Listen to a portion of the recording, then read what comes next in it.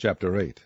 And it came to pass at the end of 20 years, wherein Solomon had built the house of the Lord, and his own house, that the cities which Huram had restored to Solomon, Solomon built them, and caused the children of Israel to dwell there.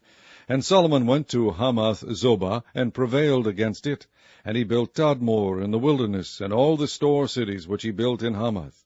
Also he built Bethhoron the upper, and Bethhoron the nether, fenced cities with walls, gates, and bars. And Baalath, and all the store cities that Solomon had, and all the chariot cities, and the cities of the horsemen, and all that Solomon desired to build in Jerusalem and in Lebanon, and throughout all the land of his dominion.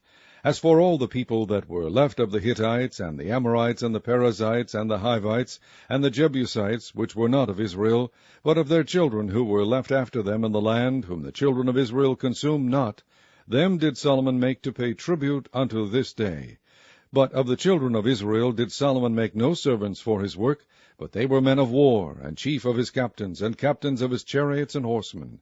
And these were the chief of King Solomon's officers, even 250 that bare rule over the people.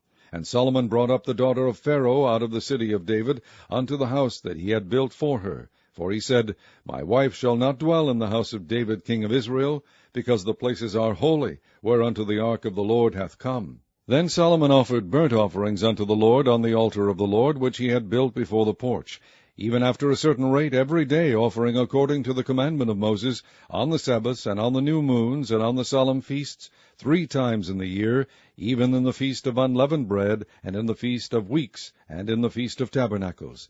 And he appointed according to the order of David his father the courses of the priests to their service, and the Levites to their charges, to praise and minister before the priests, as the duty of every day required. The porters also by their courses at every gate, for so had David the man of God commanded. And they departed not from the commandment of the king unto the priests and Levites concerning any matter, or concerning the treasures. Now all the work of Solomon was prepared unto the day of the foundation of the house of the Lord, and until it was finished. So the house of the Lord was perfected. Then went Solomon to Ezion-Geber, and to Eloth, at the seaside in the land of Edom. And Huram sent him by the hands of his servants ships, and servants that had knowledge of the sea. And they went with the servant of Solomon to Ophir, and took thence 450 talents of gold, and brought them to King Solomon.